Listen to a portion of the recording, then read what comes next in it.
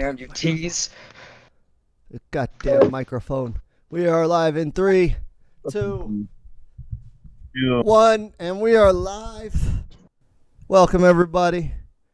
Today we have on deck some people I've been trying to get on for a while. We have, go ahead and introduce yourself so that way I can rest my aching voice.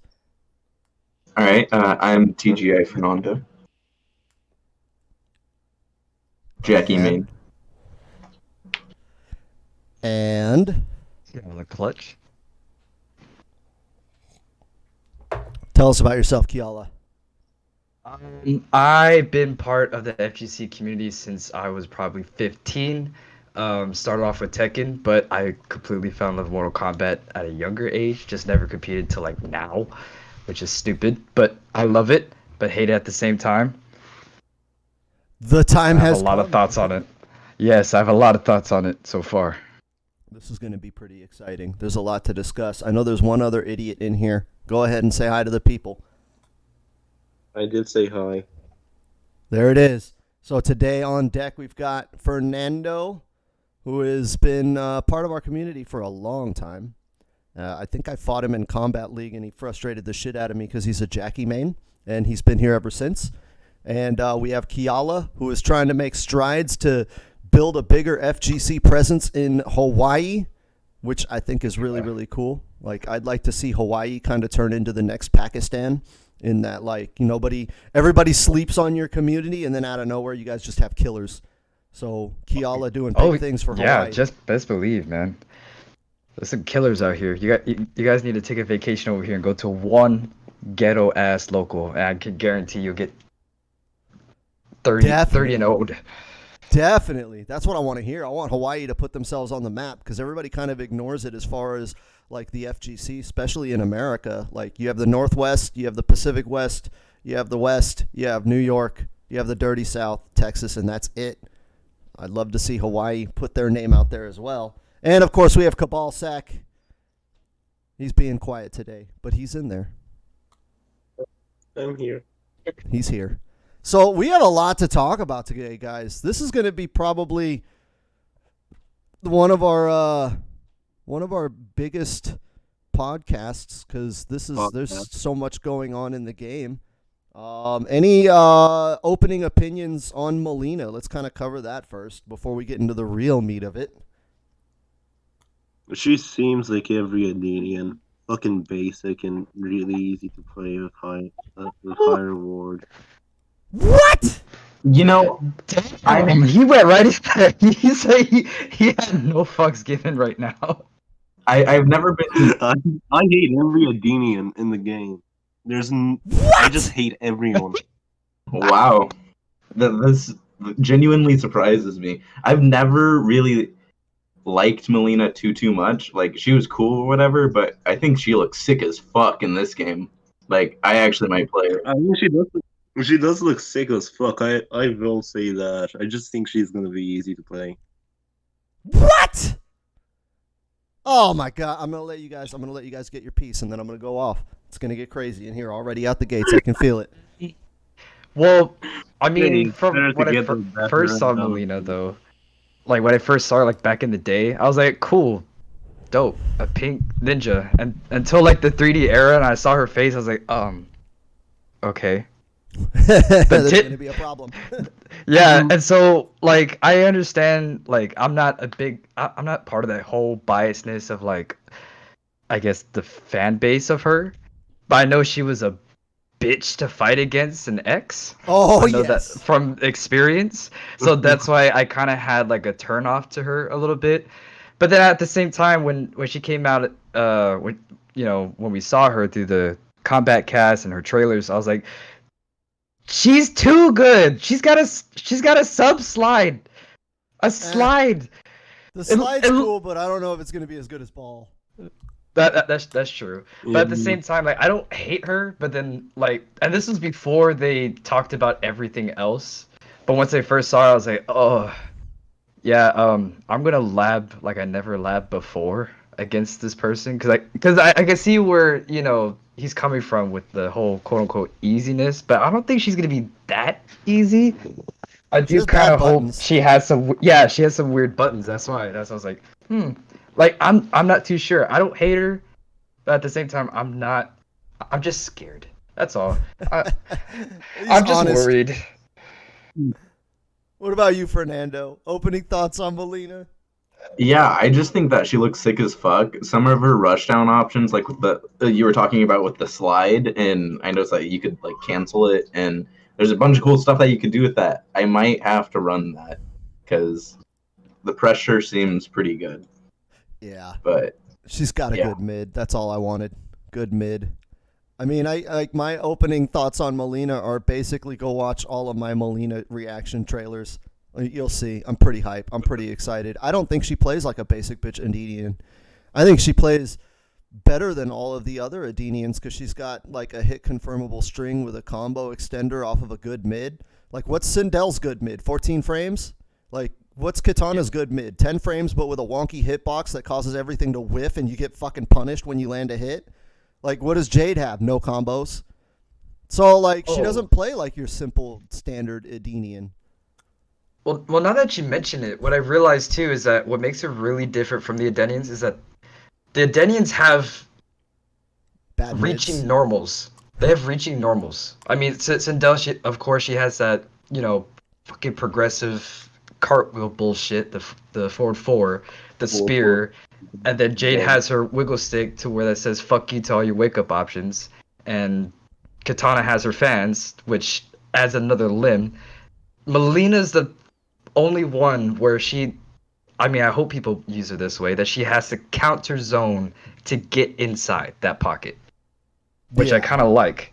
That she can't really play the big spacing game because she doesn't have a lot of reaching normals. So Oh, I'm positive beautiful. about that. It's going to I be mean, beautiful. instead of reaching normals, what I think is they added for reaching fast-moving low specials like a roll and a slide to counter Oh zoning. yeah. I don't know if the roll's going to be a low. They've changed that in X. It's a mid now.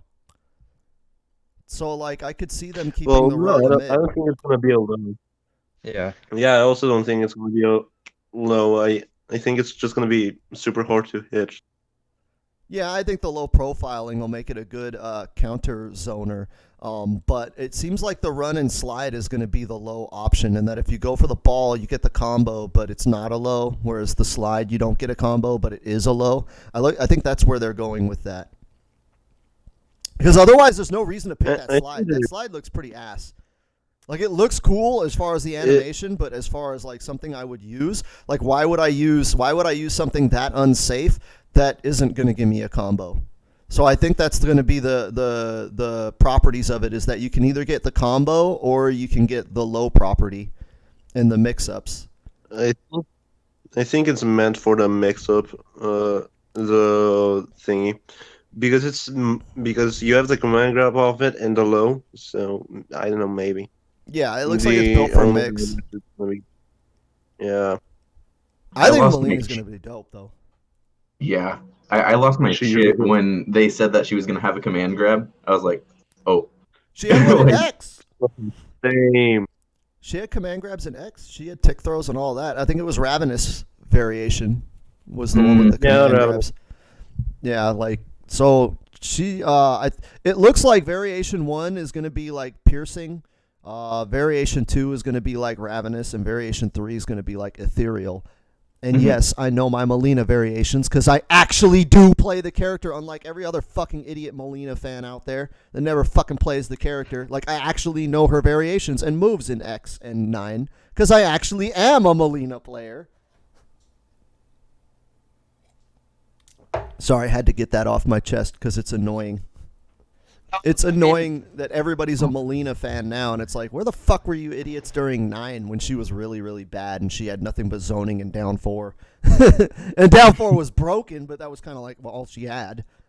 Yeah. I mean that's kind of how like my girlfriend feels when she was released. Cause like I mean she's not very active on Twitter, but like I do show her. I'm like, wow, people are really wanting Melina in this game. Like a year ago, and she goes, why only now? I'll say, oh, like you can ask her any question about Melina old timeline. I mean, she's not a big fan of like the newer timeline, but she played her just because that's her character. But she's right in the boat with you. Like, where the fuck were you guys? You guys didn't give a shit. Yeah. But she does understand like that mind concept of people not really playing her but standing her. Right? Like everybody loves their fucking waifu. Like if Scarlet weren't in this game, everybody would be begging for Scarlet. But like once they put her in the game, like you don't fucking everybody plays Scorpion. You know what I mean? Like people are begging for Melina, and it's like, okay, that's cool, but like in reality, you're not gonna play Melina. You're still just gonna play Scorpion. I mean, Melina's gonna have a lot of players on week 1, and then everyone's gonna go back to Kitana and Scorpion and Sub-Zero and Jade. Maybe. I think when people actually get their hands on Melina, because I feel like the MK11 community is pretty unique to MK11. Like not a lot of people came to MK11 and didn't play X. So that could be the case that like, they probably would have played Melina in 9 or X had they been around back then. But, you think of somebody that's like 16 or 17 for 11. They were what? Like fucking 8 or 9 when fucking MK9 came out, like. Yeah. Or I don't know. My math doesn't work out. But you guys get what I'm saying. Is It like, is. Yeah, I mean with MK9 and MKX days, I didn't like compete, but I followed it because it was just really hyped to watch back then. But at the same time, like I see it in ranked all the time where people can. I know who is an actual player to actually get in and want to quote unquote lab and actually learn these things versus people who just want to play the character because they are a big fan of them are the ones who always complain about you not using gimmicks, but you doing actual reads in a match. Because if someone's gonna pick up Melina and just do like one string or just 2 strings the whole match and just try to use gimmicks the whole time, but you beat them, they're the ones that are actually just standing that character just for the sake of loving that character, who don't really want to play the game but just want to use the character just for fuck's sake. right? I can definitely Those see are the that. people that bitch about. Those are the people that bitch about Spawn and Baraka and everyone, and I'm super, super fucking sad because I think they will actually nerf them. They listen a lot to Twitter instead of professional play. I don't think they're going to nerf too many characters. I know they nerfed Fernando. I mean, we can Yeah. use that as a segue into the balance discussion. Fernando, you're getting nerfed, dude. No more carries. I might actually beat you now. I ain't even mad because flawless blocks is nothing I haven't dealt with before against high level players. So I honestly don't feel like anything's really going to change except for the fact, I don't know if you guys want to talk about it now, but the customs, like the fact that I'm going to be able to jump and then do my cancels and then also have my sway cancels, That's I going to think be that's big. insane. Well, I mean, on the subject of nerfing Jackie, I don't think that from what it looks like they're nerfing Jackie, I don't think it's really going to affect her too much other than she's going to have to work to get in. But once she gets in, it seems like they're keeping her stupid. Like once she gets in, you're fucking dead still. It's just that they're making it harder for her to get in. And honestly, I fucking love that. I think that that's fucking the perfect way to fix the character. Yeah, I completely agree. I agree with the fact that they made her dash punch unsafe because literally every single forward advancing move like that, like lose fly kick, is unsafe. Like everything else. Isn't Cassie safe? Like her back forward 3 and variation 3? I think Yeah. so. That's Not with safe, customs. but like Anyway, it doesn't give I her don't a think whole we should lot. talk about balance. We don't have the patch notes right now. It's. Well, I no. think it's kind of worthless to talk about it. No, but I mean, from the stuff that we do know, like that's why I was kind of excited to get Fernando on because probably, in my opinion, one of the better Jackies out there. So it's like it's we don't know every balance change, but we do know Jackie's getting nerfed, and we have an idea of how they're nerfing her, and it just seems like they're not taking away the thing that people like about Jackie is how stupid her rushdown is.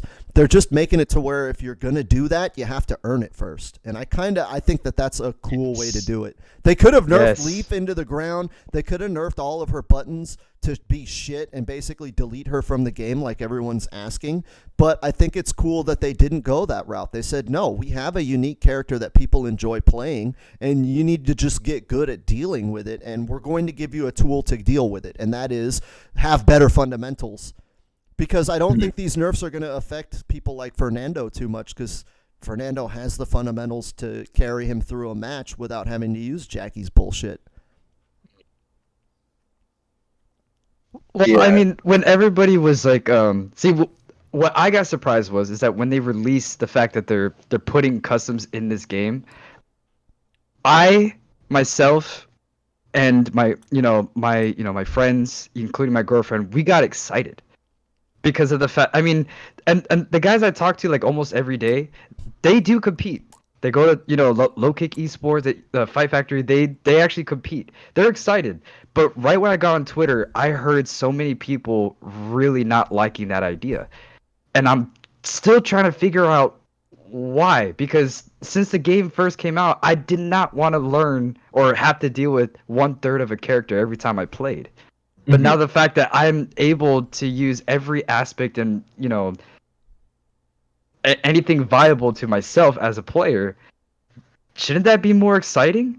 Because now when the things that we complained about, like, oh, I can't deal with this character's variation or this against this person is like, well, now you have all the tools you can to lab everything you can to deal with it. But for some reason, people are not excited about it. It's weird. Well, because people are bad at this game. That's what it is. And now this is something that's Sonic Fox. The words of Sonic Fox. Yeah, I think live by them.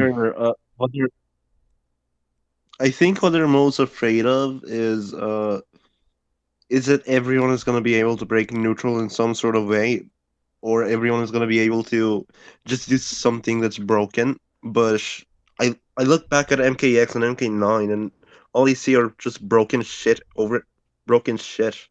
Mortal Kombat, at least in the NetherRealm era, has always been just fucking neutral. Like, you're never gonna get Street Fighter neutral in Mortal Kombat, like, because Scorpion can teleport behind you, Sub-Zero can slide on a projectiles, fucking Molina just teleports above you. You're never gonna get neutral in a Mortal Kombat game. Why The reason why I think people are mad about customs is because the MK community doesn't lab, and now they have just given us like 1 million hours worth of lab shit. Like, we have homework now, and the MK community never labbed to begin with, and then it's like, oh shit, now I have to lab every move in the game. Like, before I could just lab the 5 meta variations and the 5 top tiers and I'd be good to go for a tournament. But now it's like, oh, fuck, I have to actually lab fucking Collector now. I have to lab, like, these off-meta fucking characters. I have to lab Scarlet because she may have some weird shit that's going to be tough to beat. And people are lazy, but I don't think customs are really going to affect the meta in the way a lot of people do, and that's my hot take. I personally think that's going to affect the meta. I think it's going to affect the meta, but I don't think it's going to be as broken as people think. People are like, oh, the game's going to be broken. And I'm like, no, I kind of discussed this in the Combat Cast video I did yesterday. I liken custom variations to Marvel vs. Capcom. Like, you're just picking the assists. Like, is Marvel vs. Capcom so unbalanced that it's unplayable because you can pick assists? Because really, at the end of the day, you're picking 3 moves. It's not like you're picking a whole extra fucking, it's not like create a character in Soul Calibur where like you can fuck with hitboxes and shit. Like, you're picking 3 moves. At the end of the day, like, that does affect the matchup a lot, but it doesn't affect the matchup more than it would in like Marvel vs. Capcom where you pick 2 extra moves. Yeah. And honestly, if it did end up like breaking the game in a way, I feel like it would be fine because every character would kind of be broken in a sense. So I feel like it would even out almost. Well, yeah, because it goes back to the fact that people have been saying, like, instead of like nerf buff, nerf buff, nerf buff, how about we buff everybody? Like, if these people are on a lower tier, like a B or C tier, quote unquote, How about we put everybody on an S tier So, and see how they do all against each other? Because I'm gonna tell you right now, everyone wants to say that this character is shit. Now, trust me, for the past 3 days I've been labbing customs, and holy shit, those 3 characters that people keep crying about that are shit, they're not shit. I swear to God, I found some shit. There I'm was waiting some for really good Magnet shit. Kano. Magnet Kano is going to change the world. I think people are sleeping on Magnet Kano. As soon as I heard customs, I was like, oh, Magnet Kano is going to be fucking dumb. people are sleeping on upgrade Cabal. Upgrade yeah. Cabal will legit Oh be yeah. Or broken. upgraded Katana. Upgraded Katana with the air dash. Dude, I've seen some nasty shit she can do. She's going Raiden has Yeah, upgraded too. He has he has the fly stance. thunderstorm, the thunderstorm shit. Oh my god! The fact that if you I amplify that love shit, he takes over the whole fucking fight line and then ends with an overhead. Are you kidding? Oh my god! Oh yeah, it's -1 by the way. Yes. Ah. Yeah, Oh, it's going to everyone's in be. trouble. See, the thing is, the way I think the meta is going to shake out right now, because like everybody had their instant opinion like when the game first released, and they have an opinion now. But having played a shit ton of this game and seeing how the game is at high level, I think the way the meta is going to shift out is right now. A lot of people's concern was that there would be one optimal variation. Right, as soon as they allow customs, people are going to find the most broken shit, and that's going to be the optimal variation. We're actually going to have less variations. Right. I don't think that will be the case, actually. I don't think so either. The way variations work and the way the moves interact in this game, I feel like there will be one optimal variation that's like your catch-all. Like, okay, if you don't know the matchup, this is like your best bet. But if you do know the matchup, then I think the meta is going to be counterpick moves. And so you're going to have the one variation and you're going to swap out a move here and there depending on the matchup. So, like, you'll play, like, Lotus Fist Kung Lao, and then it's like, oh, okay, I'm fighting Scarlet. I'm going to swap out, this for Z-Hat. And, like, I think that's how the meta is going to progress, is that you're going to have a move for a matchup, but for the most part, you're going to have, like, still that optimal build of, like, your core move that you want. So there will be variation. I think there will be a lot of differentiation in how people want to approach matchups because of that.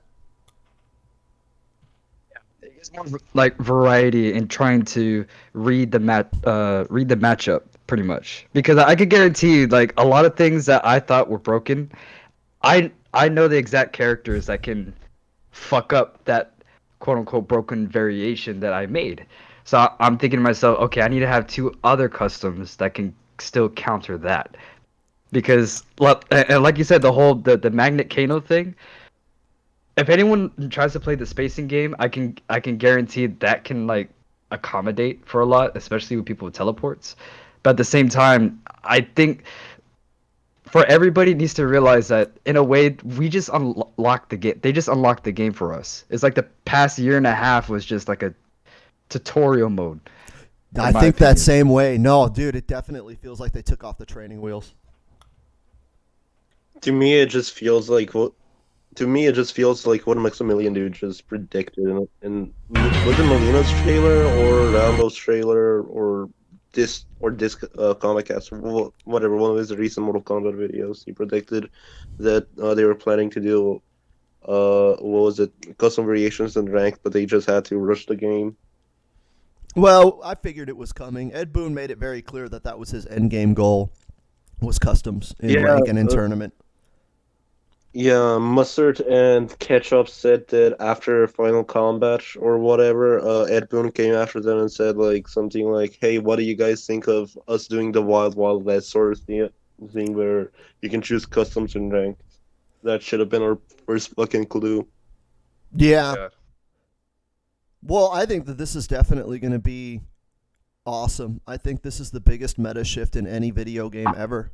Like, no other game has changed this drastically in its lifespan. Like, everything has always been like small changes, right? Like, oh yeah, we're going to make it to where, this is punishable. Or like, even in other genres, it's like changes are usually like, oh, we're adding a new character, or oh, we're nerfing this map and you're removing this camping spot. Never like, Like, this would be akin to, like, Call of Duty just out and out one day saying, okay, yeah, you know what, you can change loadouts in the middle of a match. Also, we're adding vehicles and airplanes.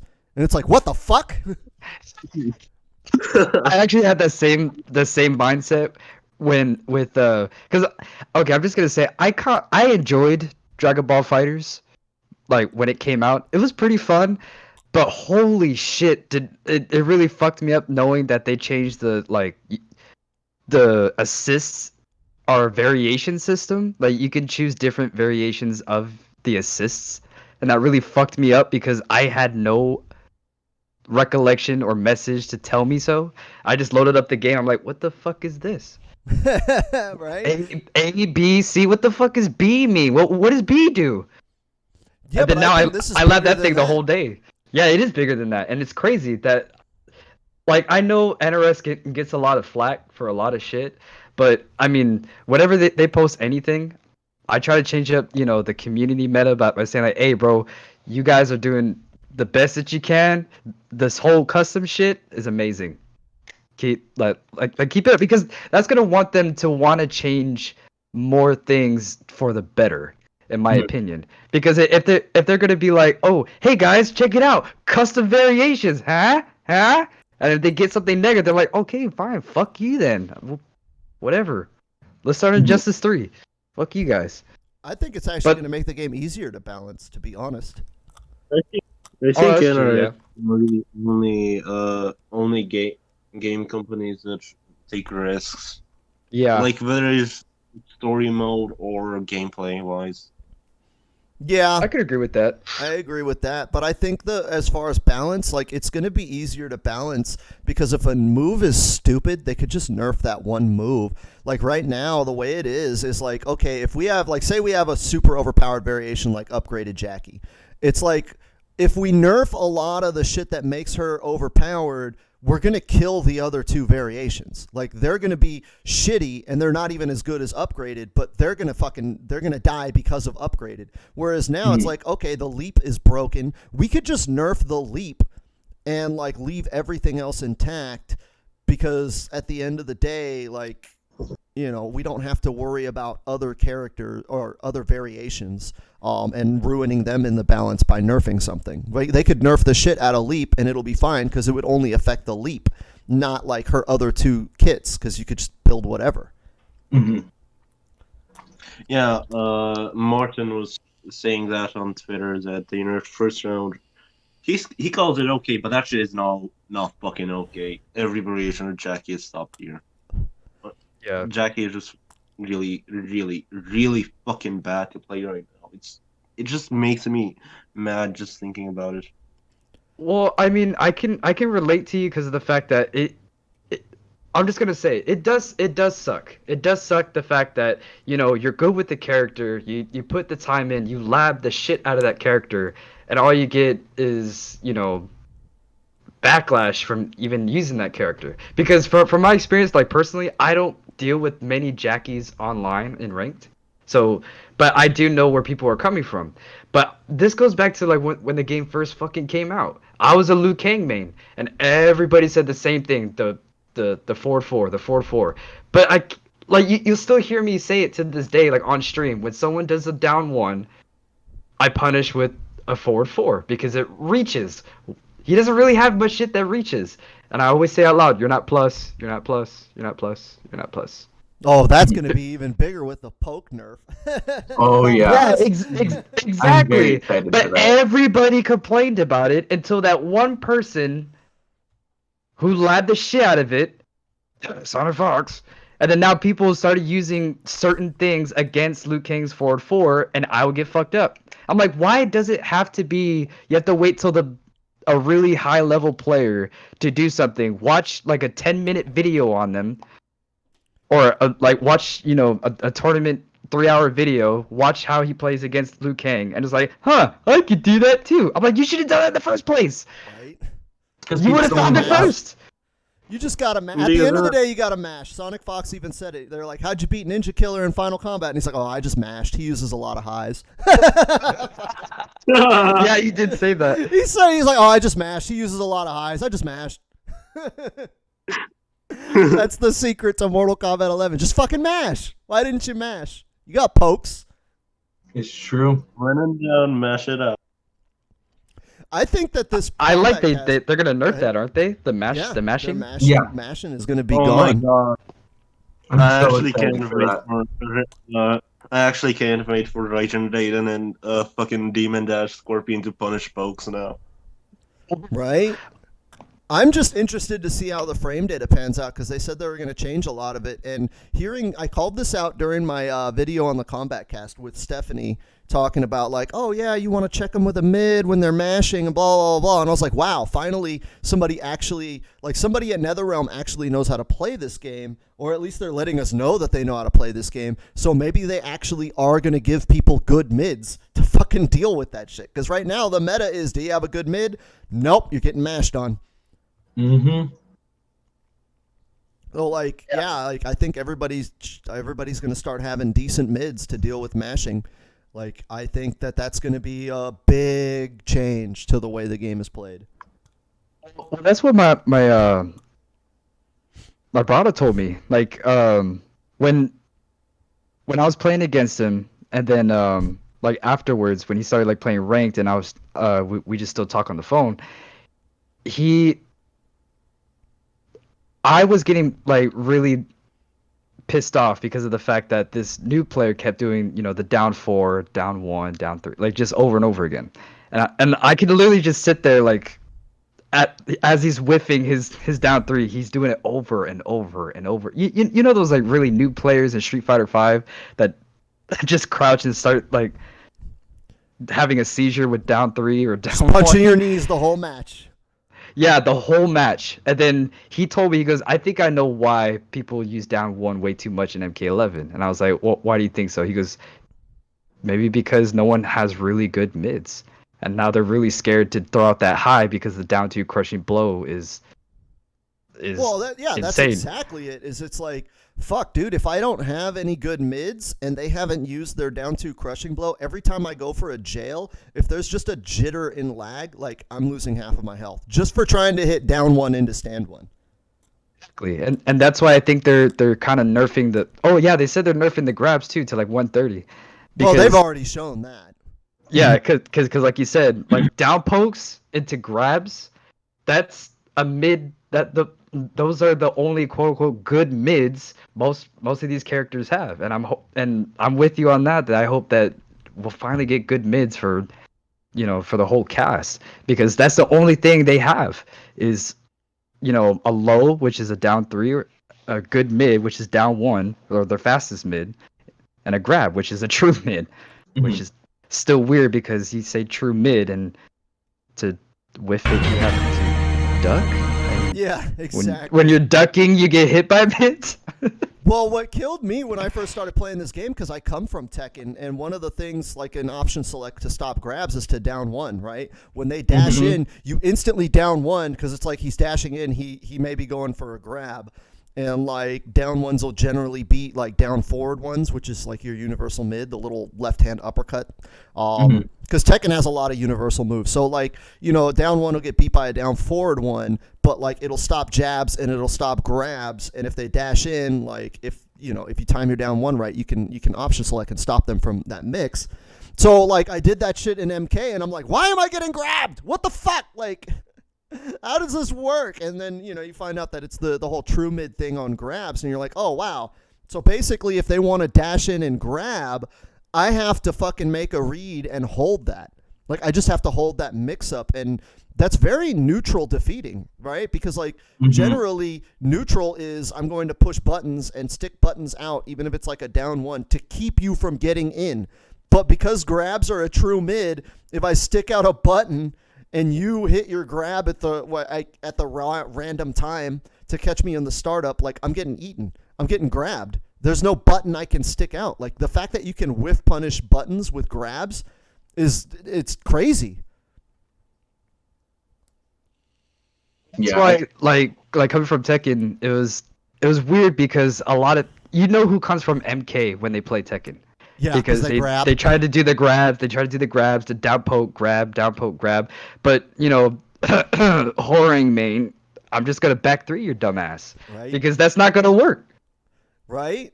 That's like the joke in the Tekken community is that you know who comes from MK or even other fighting games like Guilty Gear or Street Fighter. You're like, oh yeah, you could tell the MK players because they just grab. And grabbing is not a good idea in a lot of fighting games. You generally want to go for grab as like your big risky move. That's why they do so much damage in Tekken and Soul Calibur. But I think that a lot of these meta changes are going to take the game in a good place. Like a lot of people are complaining about Breakaway, but I think that with the changes to everything else, I don't think Breakaway is going to be as big of a problem. Oh yeah, I don't think it's going to be a big problem at all because as soon as you break away, now you only have two options. You're either going to wake up immediately or you're going to do that one long delay wake up, and it's going to be a lot easier to media that. And just the fact that they have an animation on the delay wake up is huge. Like, Or Yeah. you're gonna punish, Yeah. or you're gonna wake up punish. Like spawn is so dead on breakaway. Well, I just Yeah. think that them nerfing delay buttons was what broke everything. Like people Mhm. could break away willy nilly because you had delay buttons. That basically acted as an up 3 and an up 2 at the same time, and it was meterless. So it's like, why would I spend my meter on anything other than breakaway unless I'm like Reborn Scorpion and I have to use it for cancels? But other than that, like there was no need to save your meter for anything. There was no meter management. It was like, oh, I got launched, time to break. But now it's like, okay, wake up buttons are gone. So when I get knocked down, I actually have to spend my bar to avoid that incoming mix up. So I may not want to spend that bar on breakaway. mhm. So I think that breakaway, it doesn't look like they touched breakaway, but I feel like everything else, like you can't look at breakaway in a vacuum. You have to look at it as a part of the whole. And if you do, like there's actually a lot of reasons to not break away just as soon as you get launched now because delay buttons got nerfed. They made made it easier to wake up buttons. Actually, they made it for on breakaway, so it's easier to punish people. They made it so that you get up 4 frames faster. Yeah, Yep. but even still, getting up 4 frames faster means that like that it's actually a tighter window to land your up 3s and up 2s. They actually made doing wake ups harder because now that it's 4 frames faster, the timing window to do an up 3 or an up 2 is tighter because you have 4 frames less to input it and react, right? So like when you get knocked down, the idea is that you're reacting like, okay, I'm knocked down, I'm going to hit up 3 on my get up animation, but now you have 4 frames less. And it was already on the cusp of being reactable because it was 25 frames to get up. So now it's even harder to react and it's harder to time it. So it's going to be harder to get those moves out. And even delay buttons, because you're getting up faster, you have less invincibility, which means I can stuff your jab easier because you're not as invincible for as long. So like wake up buttons and all of that wake up got nerfed hard. People think that getting up faster actually buffed wake up, but I'm like, no, it nerfed it a lot. A lot of the shit that you did before is going to be hard. They nerfed it, but they buffed breakaway indirectly, in a sense. I don't think that how did they buff breakaway indirectly? Because they can I- still get up and punish you, but that was always the case. That's not really a buff. That's working as intended because they want you to Delay. get up and punish. It's both easier to punish it, and some certain moves now that you couldn't punish previously might be able to be punished now. Yeah, but again, like most people, like if you're gonna break away, then that means that you've lost all of your defensive resources for a lot of shit. Like I think that the nerf to wake up buttons and nerf to wake up in general means that you're gonna see less breaking away. Because with meaties coming back, you may have to actually think about breaking away because it's like, dude, if you're fighting someone like Kano or Kung Lao or Kotal Khan who have godlike Oki but have never used it because there was no Oki, like now it's like, oh shit, like I got knocked down by Kung Lao. Like this guy's gonna fucking mix me until I die on strike throw and throw loops if I don't up 3 to get out of this. Like, do I really want to fucking sit there and break away and not have up 3 and just get throw looped and fucking strike throwed for the rest of the round? Like, those kind of thoughts are going to definitely be an issue. I mean, the one thing that I have like a problem with is that, I mean, I know MKX was, is on that very thin line of broken and not broken, but the wake ups were a get off me card, pretty much. I don't see that in this game because of the fact that the reason why like I get frustrated if I do like an up 3 or up 2 if it lands or not is that the fact that it didn't really save me anywhere. Because of the fact that if I do an up 3, yeah, it's invincible and yeah, I can hit you, but you're still in my face and I'm still in the corner. Up 2 is completely fucking useless unless they try to jump in on you.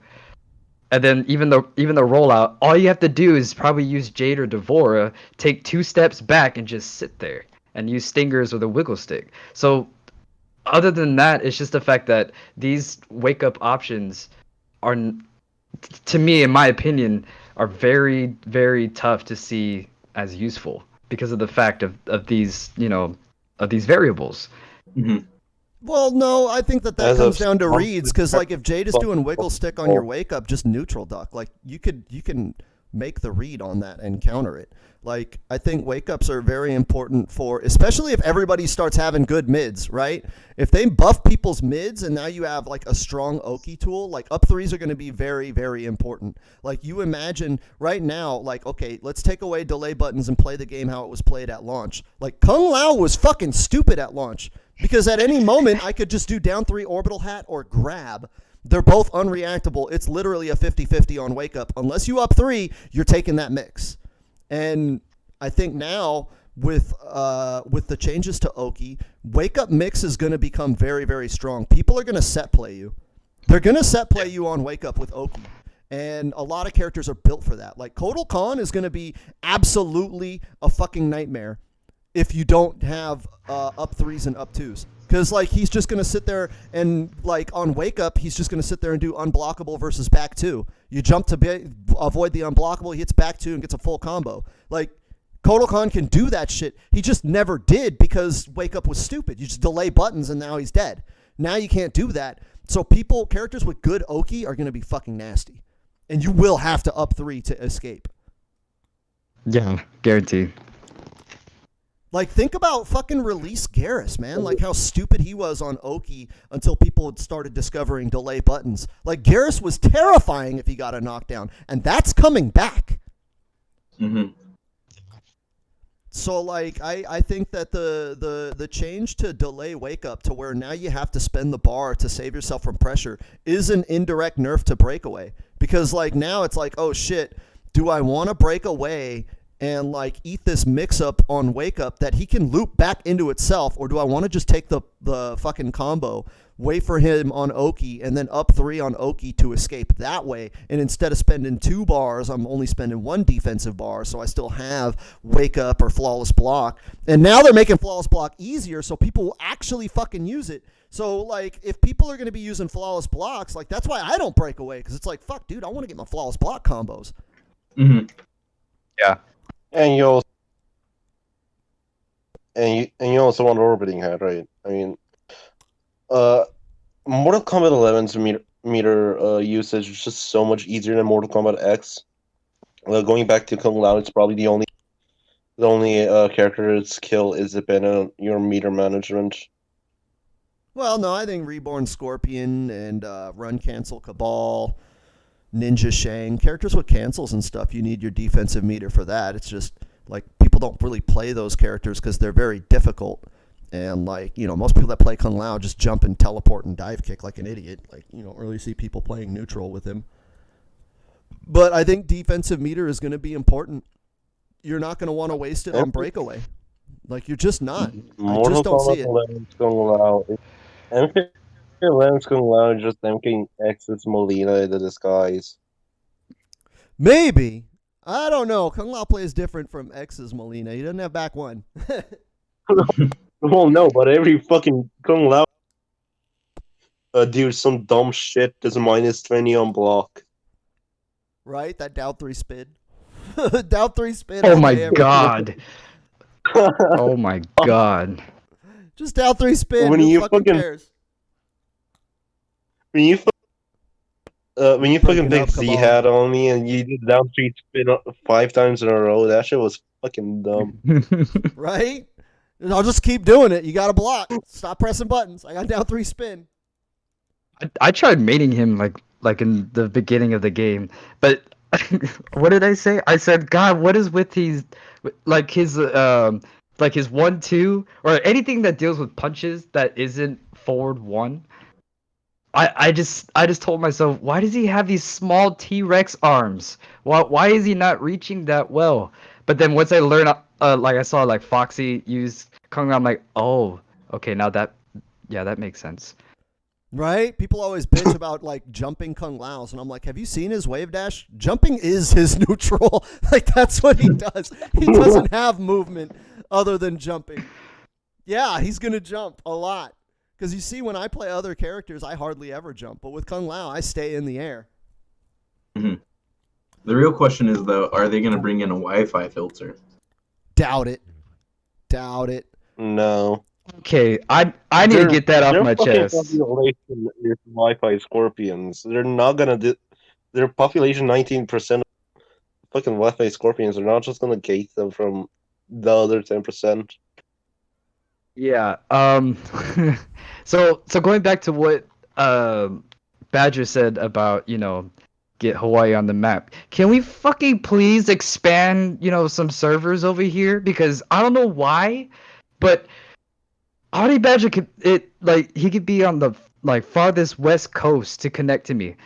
But I will not connect to him. Instead, you know who I'm connecting with in ranked? People in Brazil.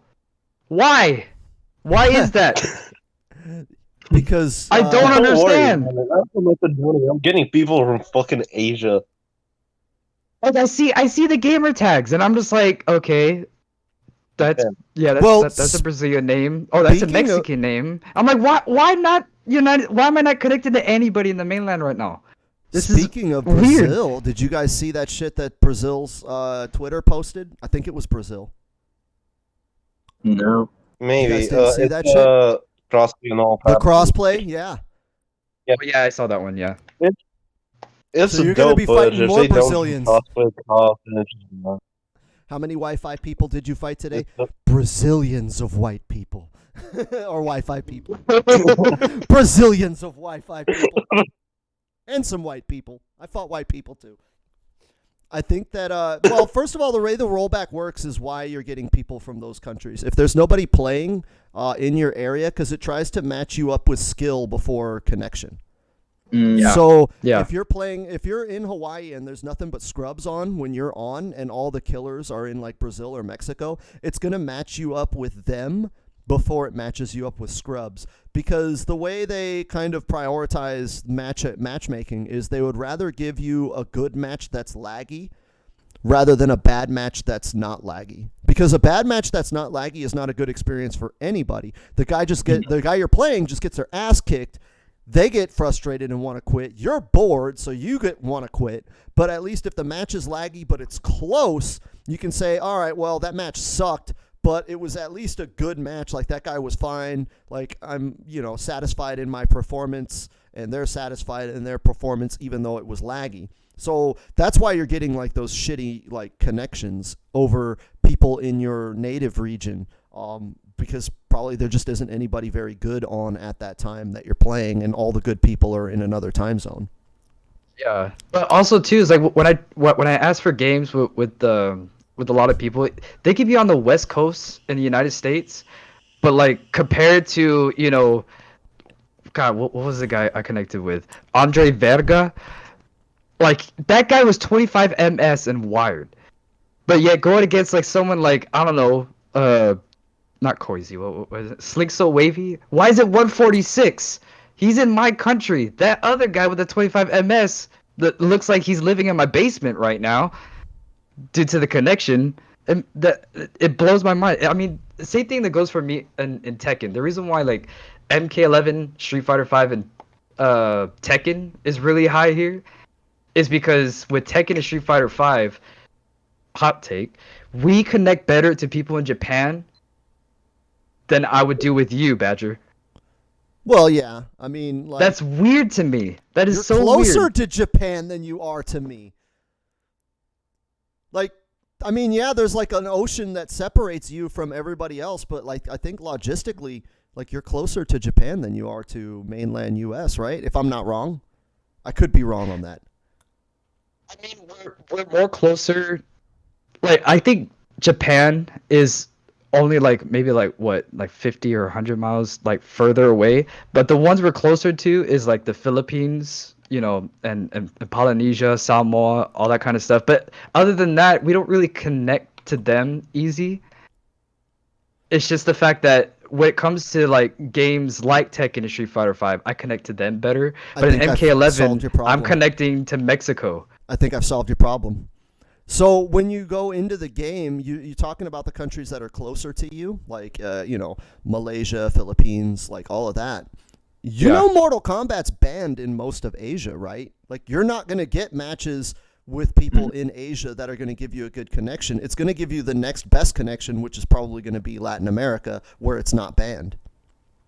That's your problem. That's why you're getting better matches in Tekken than you are in Mortal Kombat, because like you can actually play with Japanese people in Tekken because they actually have Tekken. Nobody in Japan has Mortal Kombat. So does that mean that NRS could possibly expand, their servers to like further There are no reaching then? servers. Everything is peer to peer. So there are no servers. When you connect, you're connecting directly to the person. You're not connecting to anything NetherRealm. Like NetherRealm has their like servers here and there to connect, but that's mostly for like security reasons. Like you're not hacking the game and shit like that. But when you're playing a match, you're connecting to your opponent. There's no dedicated server like in Battlefield or Overwatch or other games. Like you're connecting to them. So if their connection is shitty, you're getting a shitty connection. That's why everybody wants the Wi-Fi filter. I need to move because I mean, to be fair with the whole thing with the Wi-Fi, there are some people that I connect to that are not on my island. I can guarantee it. Who use Wi-Fi, and we play fine. Like we don't have lag spikes, and it's weird to me versus somebody who has 200 ms that show that they are wired. You know what's Uh, weird though? I actually just yesterday I played against a dude. He's a Kotal main, and it said he was on Wi-Fi, but he was wired. Like, so I don't know if what kind of I like actually filter get that they're too. Yeah, I get that using. too. Yeah. Well, that's So just the realities of the internet. Like a lot of people see, this is the thing. You guys that are younger, you don't remember. The fighting game community actually did not want online play for the longest time. We fought against it. That's why most fighting games never had online or good online. That's why Tekken has fucking delay. That's why Guilty Gear is just now getting into rollback, because the fighting game community told the developers as a whole, we don't want online. Do not add it to the game. We're not going to play it. And Remember that. it's different nowadays, but back then, because most people, fighting game players, like serious fighting game players, are probably the smartest, most technically understanding video gamers there is. Because this is the hardest genre to play. So generally, fighting game players are a little bit more savvy than your average gamer. And as a community, we realized you can't break the laws of physics. It takes light 7 seconds to circle the globe, right? To go from one side of the globe all the way around the globe to come back, it takes 7 seconds. And we're like, yo, dude, that's like, these games move at 60 frames per second. Losing 7 seconds is like an eternity. If there's a lag spike, even if you're moving at the speed of light, it's still 7 seconds before that light reaches you in the most optimal conditions. So the fighting game community was like, we don't want online because it's never, ever going to replicate offline. It's never going to be good enough. We don't want it. Don't spend development time on online when you can just add another character that we can play offline. And it wasn't until like the Xbox 360 Street Fighter 4 era that like it was like, okay, like online is kind of the future and we've got to put it in the games. And even then the fighting game community was like, yeah, you can add it in the game, but nobody's going to take it seriously. And that's why nobody takes like online results all that serious. Like Koizi can win every fucking tournament on the planet and nobody's going to take Koizi serious because it's like, well, you won online. Like, who cares? Online doesn't count. Because the fighting game community as a whole knew the limitations of online, even with a good connection, even if you're both wired, even if you're both on the same fucking continent, like it doesn't matter. The speed of light cannot be broken, so you will not get a good connection, like period. We've just kind of made do with that because there's no other options now. But like, yeah, like that's how online works. It's peer to peer, and the speed of light is an unbreakable speed limit. So we're never going to have a good online experience. Like it's just impossible. I mean, it's really hard because like I mean, like just yesterday we did have the Survive Cabans had the Survival Saturdays, and like seeing how great like a lot of these players play against each other, it's kind of sad knowing the fact that yeah, of course, like for me, I just want rewards when it comes to ranked, but playing online is very daunting overall because you can never. I mean, if you're gonna play ranked, you never know who you're gonna get. You don't know how they're gonna play. Versus for when when I would play offline, it's very different. This person that you see mostly all the time, or at every local or every offline tourney, you kind of know how they play, and you kind of try to read into that. Versus the person across the screen that you don't even know what the fuck they look like. You don't even know what they're using. Well, I think that issue is more of the issue with the difference between online and offline and how they're two different games. And like once you start playing offline, like you have a taste for offline and you want to play that style because it's actually good. This is one of the best fighting games in the world if you play it the right way. But when you go online and you're dealing with, the laws of physics and people can just mash pokes on you and it's like, all right, well, there's nothing I can do because our connection is kind of shitty. I just kind of got to hope that like I can get some breathing room with a poke. Like, yeah, like it's going to be different. That's why it's important to be a part of a community and play like-minded players who have the interest in getting better rather than just like, lol, I want to mash pokes and scorpion combo. Like, the answer to that is like, don't fuck with Combat League. Play sets with people you know are good. Like, last night I joined my first online tournament and I just can't do it again. The guy just mashed downstream into a fast and mid. I just couldn't do anything. I can't do shit on that. I'm just probably just gonna lab until offline comes back because I just don't want to deal with downstream, or downstream fast mid or downstream crab. I think that's what I think NRS is actually trying to capitalize on is the online, or I like to call online gimmicks, such as mashing the down poke into a grab or into a fast mid and getting caught by it all the time. I think they're really trying to capitalize it to the point where maybe they're trying to make online viable, have people like actually like to do destroyers tournaments or low kick esports or anything like that, because of the fact that I mean, well, what Badger said, online is shit a lot of the times. It's unpredictable. Like it's not always dependable. Well, So I it's not think the unpredictability; it's the inconsistency. Like if you stayed at 150 ping, I can adjust to that. But like if you're 150 ping and you jump to 500 and then drop to 50, then it's like, well, what the fuck do I even do? Yeah. And like what Kabalsak said, like he said never again, because it was just all about mashing down pokes and into mids or into grabs or whatever. And I think them nerfing mashing, like mashing the down pokes, I think that's going to be hella great, especially for the online mostly. But at the same time, it's weird. It's a long road, but it's a good start. It's a good road to go down, because these are the most things we've been complaining about pretty much. Well, I think I was surprised they realize how important online is. gonna especially nowadays. Like, I just want this game to succeed more and more. I don't want this game to die. I want it to keep going, and I want the community to keep going and potentially grab more people to come inside and actually want to play our game without them picking up the game for 2 minutes, lose a couple of times, and just like, nah, fuck this. This game sucks. Well, I think a lot of that, like that, a lot of that has to do with the UI. I was thinking of making a YouTube video to kind of go over that because there are problems with the UI that I think more so than like execution. Because like every fighting game developer right now is like, oh, we're gonna make combos easier. We're gonna make everything easier for beginners. But like as someone who streams and teaches beginners how to play, combos and execution are not their problem. And that's the problem is like all the issues that beginners have with fighting games that gets them to leave are UI issues. That's just from my understanding of dealing with beginners. Most of my community never was competitive in fighting games until they came to my community. And all of their questions that I'm constantly answering are questions that could be solved with better UI. And the UI in Mortal Kombat 11 is godlike. Don't get me wrong, it's godlike. But there are things that NetherRealm should be focusing, or just fighting game developers should be focusing on in general, that that don't communicate information to beginners all that well.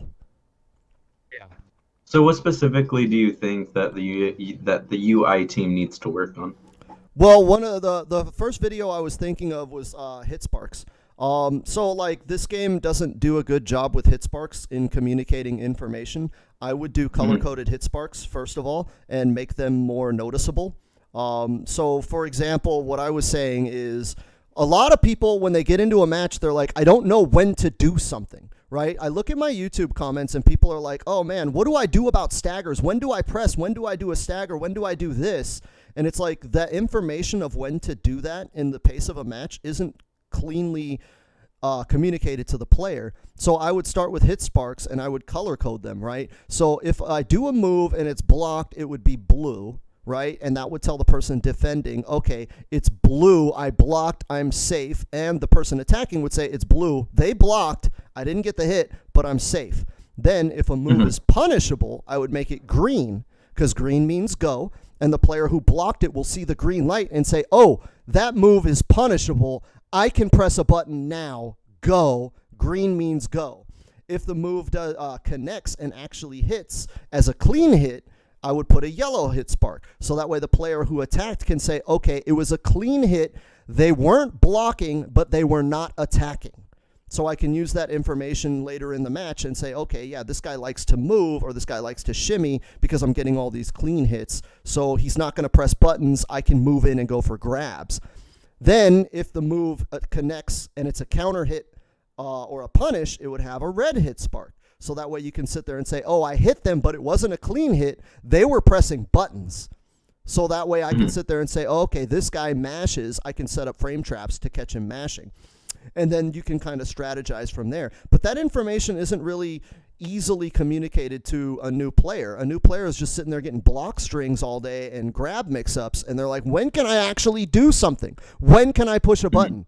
I'm just getting beat up and I can't push a button. I'm getting comboed. I'm getting launched. I don't know what to do or when I can do it. I just know every time I'm not blocking, I die. And by communicating that information in a way and explaining that in the tutorial, a beginner can sit there and look at those hit sparks and say, okay, that's what this hit means. This is what I can do. Let me start strategizing follow-ups. And then it becomes less of like unga bunga reading and more of conditioning. Like, oh, okay, I'm getting yellow sparks. So this guy doesn't push buttons. I can rush him down. You know, oh, I'm getting a lot of red sparks. Oh, I'm getting counter hits. Oh, I'm getting a lot of blue sparks. This guy isn't overextending. He's not doing anything unsafe. So I know I can mash after all of his strings. Like that sort of information is key to improving in fighting games. And no fighting game really just breaks that down for new players. I don't know. What do you guys think about that? Yeah, not at all. Like, what more do we need to say? Well, what I would like is better animations for when a character does something.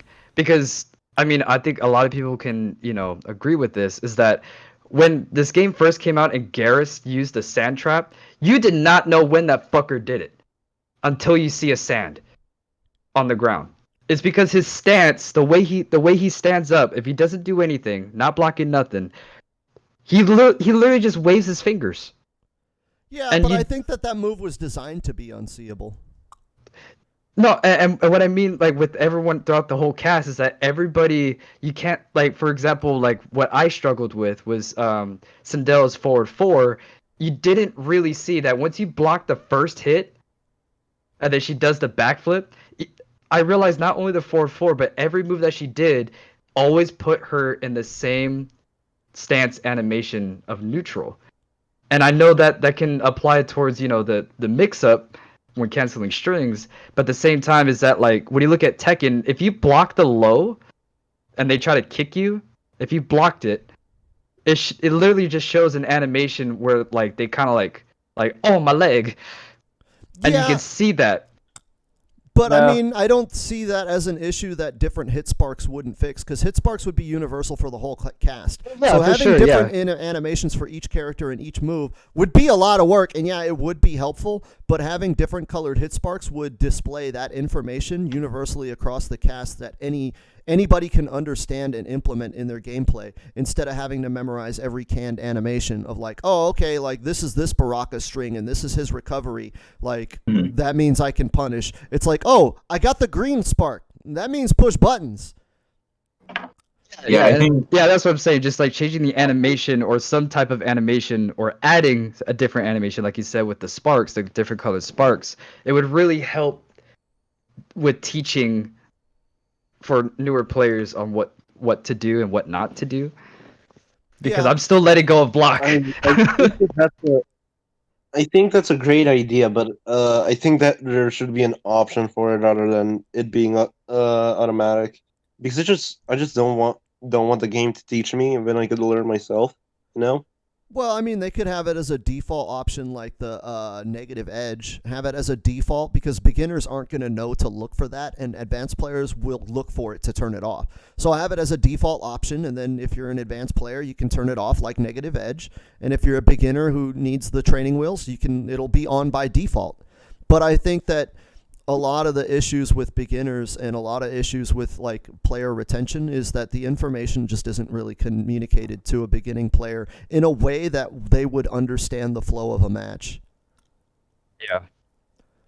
Like if they could Yeah. fix that, because here's the deal. Every fighting game is like in this tip of like, oh yeah, we're going to make execution easier because people can't do combos. And like if we did that, then people will stick around. But like the reality is that that's not the case. Because nobody buys a fighting game and says, I don't want to do combos. Like everybody buys a fighting game saying, oh, dude, it's Mortal Kombat. Like I want to do cool combos. I want to combo people, then be all fucking swaggy and look all cool. That's why people buy this fucking genre. Why would you take away the one selling point?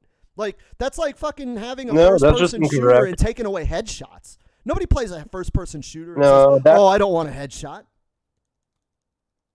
No, that's just incorrect. I mean, you've seen Jade players; they just jump back and throw projectiles. They're Because that's all that practically character playing- can do. They buy the Well- game and they're like, Jade is hot. I want to play as the hot chick. And then that's all she can do is jump away and push projectiles. But if she had combos, people would be like, oh, I want to do cool Jade combos. I want to fun. swag. Everybody wants to do swag in a fighting game. It's just not everybody can, but people that can't appreciate those that can. That's why they watch tournaments. They're like, oh, I want to watch Sonic Fox. Let's see if he has some combos I've never seen. That's 90% of casuals in fighting games, especially the ones that watch tournaments. They're like, oh, I want to see some cool shit I've never seen before. And this game doesn't really give you that, but with the variation system, I think, with the custom variations, I think it will. Yeah, I can agree with that. But like getting away from it's execution is not the great. way to work. What's that? No, nothing. Oh, But but I agree with you though. somebody talk. I'm happy that it's coming back though. Like the upgrade Cabal, that shit is fucking hard to do. The combos are gonna practically be impossible online. Yeah, It does 40%. Yeah, it's a lot of damage, but how are you gonna hit it if you don't lab it? yeah, or but, I mean, you when can jump over do projectile. those. Projectile, but you People have will to like lab them. to learn the timing of every single projectile on reaction. You need more lap time and you need execution to put the lap time on in practice. It's a good balance. That's why I think upgrade Cabal should have been a variation from the start. Yeah, like again, people love combos. People love that shit. I don't know why they are like every fighting game now, like even Guilty Gear. they're like downplaying combos, and I'm like, that's the one thing that everybody that watches fighting games that doesn't play them wishes they could do, and you want to take that away. Like, now they have no incentive to play the game. Like, they don't want to. Nobody wants to feel like they're good.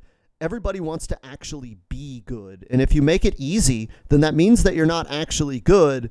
And so the feeling, the reward, the positive reinforcement of doing something cool is gone because any idiot can do it. And so people don't feel fulfilled and they don't stick with the genre. They're like, whatever, it's easy, you know? But when you get that rewarding sense of like, oh man, did you see that combo? That's so hard to do, but I did it and I'm fucking cool. Look at how dope I am. That's going to get people to come back and keep playing fighting games. I think like with this game, the fact that it confuses a lot of the casual audience when they play online, because of the fact that if they're playing a very, a very soggy Scorpion or a very soggy Jade and they win, but they didn't really like do a lot of execution heavy tactics or combos, they feel like they've won, they're gonna drop the game. They're not gonna care about the game. Nor does anybody want to watch that. I mean, for God's sakes, Injustice 2, one of the most, the match that put me to sleep was Hayate's Robin versus Sonic Fox's Captain Cold. Just snow globes and batarangs, and I'm just like, holy shit! This match feels like each round was 45 minutes. Versus when you watch something like Tekken, when someone makes the read and they pop them up, what do you hear the whole entire audience doing? They're saying "ooh" every time in a combo to every hit. Ooh.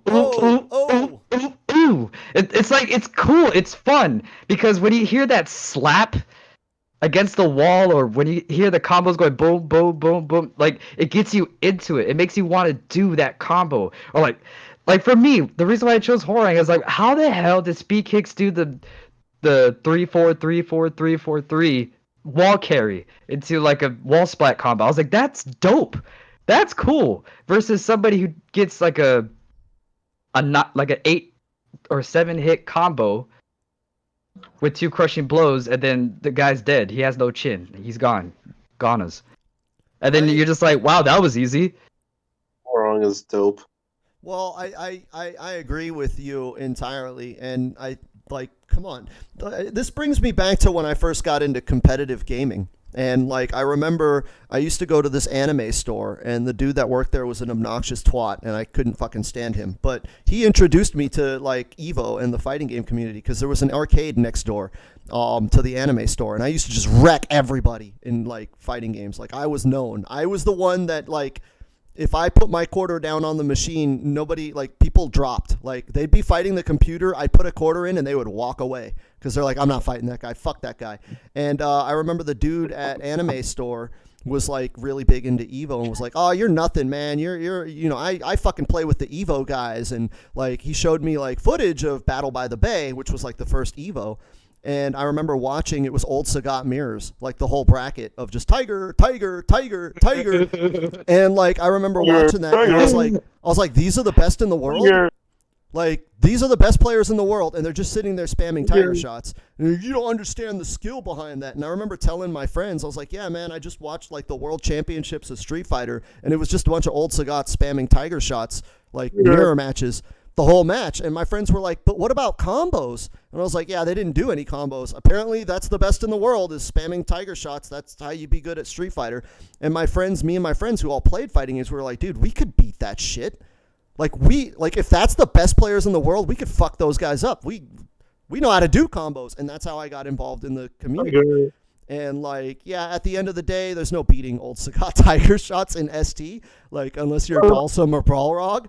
But like, yeah, like, nobody watches fighting games or plays fighting games with the intention of like, I just want to spam Tiger shots. Like, there are tryhards that will do that, and like every zoning player, like, they're just tryhards that fucking don't care. And I'm like, that's fine. Go back to Battle by the Bay when there was 8 of you in a fucking bracket. Like, the rest of the world wants to do combos. Hey, no need to shit on Sony players, okay? I used to be one of the, Injustice 2, Dr. Fate. I was the shit on that game, and there were some cool ass setups that I didn't see anyone use in that game. Yeah, but And that's not I feel- spamming. Yeah. Captain Cold actually had to think to zone. Okay, what we're talking about is fucking Superman eye lasers for 3 rounds straight. Like that shit, nobody finds that shit exciting or fun. If somebody can keep you out with Captain Cold, I fucking applaud that. I'm like, dude, you're fucking dope. That's not easy. Can we take a Injustice 2 tournament match of any Superman and replace every time he does laser with just Tiger, Tiger? I Right? turned off the would actually TV. make me want to watch Injustice. But it's like if they like, I feel like NetherRealm listens to their audience, but they listen to the wrong people because they're listening to all the tryhard zoners and like adding and making zoning more obnoxious and irritating. And it's like, dude, like then you're gonna end up with a game that 4 people are playing because nobody buys. I've said this a million times. Nobody buys a karate game to not do karate. That's like fucking buying a first-person shooter to do karate. No, you bought a first-person shooter to shoot people. Like, that's why everybody hates guys that run around and melee you all day in fucking Call of Duty. Same thing in fucking fighting games. I bought fucking Mortal Kombat to be a ninja and karate kick people in the nuts. Like, I didn't buy it to sit here and, like, dodge fucking Not to be shot Cassie by shooting. Robo bitch in my balls. Right? Exactly. Like, nobody bought a fighting game to fucking run away and shoot. Like, who the fuck does that? Tryhard idiot zoners that fucking do that shit to troll, which is fine. There's a place for trolling. I respect that. Troll all the way. Like, there should be the ability to troll in a fighting game. But when half of the roster is just doing back forward square for most of a match, like, get the fuck out of here. Yeah, I agree. I mean, that's how I got into fighting games. I beat the shit out of my bully in an arcade game. I was like, yeah, what now, bitch? You didn't do Right? shit. And people are like, oh, it's not like that at high level. And I'm like, bullshit, dude. I commentated Outworld Television where, like, one of the best Sonyas in the Outworld community basically spaced him out with back forward square and then occasionally amplified. And that was 80% of his execution and offense in that match was just back forward square, back dash a little bit, maybe forward dash, back forward square, ring, ring, ring, ring, ring, ring, ring, ring, ring. And I'm like, this guy's good. I'm not denying his skill. This guy's good. When he got in, he was good. But, like, the fact that that was the optimal way to play is like, okay, I'm at this range, just back forward square, and, like, that's how you play that character? Come on, NetherRealm. Nobody wants that shit. I don't disagree with you there. Uh-oh. Because I think mostly in Mortal Kombat that I've experienced that zony type of feel where somebody wants to run away and then once they get him in the corner they just jump over and keep running. It's like, okay, dude, tag, you're it. Can we do Right? something now? Like, I don't see how that's disagreeing with my point, though. Like, you find it obnoxious. no one and- is. Yeah, it is obnoxious. Like, I mean... NetherRealm is. Well, you said you disagreed with NetherRealm- me. But I knew you didn't disagree. No, I didn't disagree with you at all. Somebody said they disagreed with me. What? Whatever, then. You're Never mind. imagining. But, like... Is it NetherRealm. In Like, my there has to opinion, be NetherRealm engagement. is great. yeah. NetherRealm is great at making combos, but they just have no idea how to do setups at all. They Well, I either think they're make good with gimmicks, setups. like Thunderwave Raiden and Mortal Kombat X, or they make some broken ass shit like fucking Devoro for unblockable stuff. No, they do They setups. just I think can't the make. setups are fine in this Can't game. make I personally really like it. I've always been a setup type player. Like in MKX, I played Hunter, Predator, and then at the beginning of Injustice, I played Captain Cold. I played Devora in this game. I enjoy the setups in this game a lot, actually, and I'm looking forward to fucking Rambo because Because he's he in looks all like setups. he's gonna have some sick ass setups. That crawl Oh. always gets Who me. the fuck isn't looking for Rambo? Like, seriously, who isn't looking for Rambo other than Edenians? No, but what I'm saying is, where are you getting at saying that there's no setups in this game? I feel like this game is more setup based than anything. Like, rushdown is kind of weak, zoning is kind of weak, but like setups are really strong. And you look at the characters that are doing really, really well. It's like Joker is all setups. Like Liu Kang, if he gets into forward 4 range, that's all setups. It's all fucking looping back into the forward 4 mix. That's a setup. Like Garrus, he's all setups. Like, I feel like setups is like one of the best things that they have going in this game. Like, you look at Eternal Garrus, and it's all about getting Sand Clone out and doing frame traps and setups with that. Like, I don't see where you're saying there are no setups in this game. This game is only setups. Those are the only things that are working. I don't mean setups as in. Well, actually, yeah, I do mean setups and setups, but not every setup is really good. The top tiers, yes, do have setups, but they are required to have setups to be good. They're either gonna make a really bad setup game, like in Mortal Kombat 9, like Thunderwave Raiden, which they said, which had really bad setups. No, but what you said, there were no setups in this game, or they're not good, and I'm like, well, like setups are the only thing that's good. Like that's what's actually working in high level. What's that? Somebody said something and then broke up. Hello? Are we having technical difficulties? I think it's Kabalsack, yeah. Uh-oh. Yeah, he's green, but I don't hear anything. Yeah, Kabalsack. I just can't stand setups where it makes it where there's too much shit on the screen. Like, there's a reason why I don't play like friggin' League of Legends or anything like that, because there's too much shit going on the screen for me to pay attention to. Like Joker's what is it called, the Jack in a Box thing? He could go for that overhead or that grab. Either way, there's a big ass flash on the screen and both characters on the fight line disappear. And I was like, fuck, what is he gonna The anxiety builds up. That has to do with neutral play, though, because if you can get your neutral started, it's kind of hard for Joker to get those jack-in-the-boxes out. Like, you have to out-neutral Joker to stop him, and you've got to be smart about your jump-ins to stop them. But, like, basically, if you don't, like, respect him, like, Joker plays on you respecting him, and if you don't respect him, he can't get started. If you just keep on him and mashing and putting buttons on screen, it gets very hard for him to get those things out. And that's pretty much how I beat Jokers. Yeah, pretty much.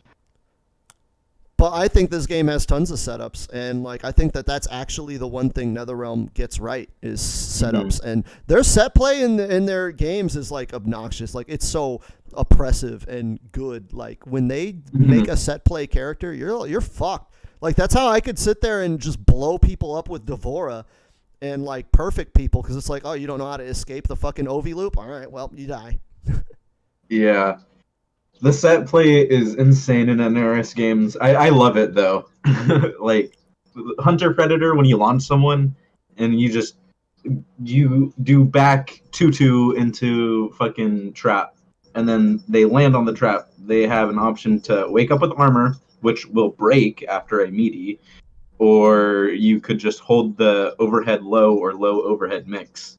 Like, right? Like, I don't know. I can't agree with you, Kabalsack. Is Kabalsack still here? Yeah, I just got it to work. I said on Twitter that I didn't hear anything.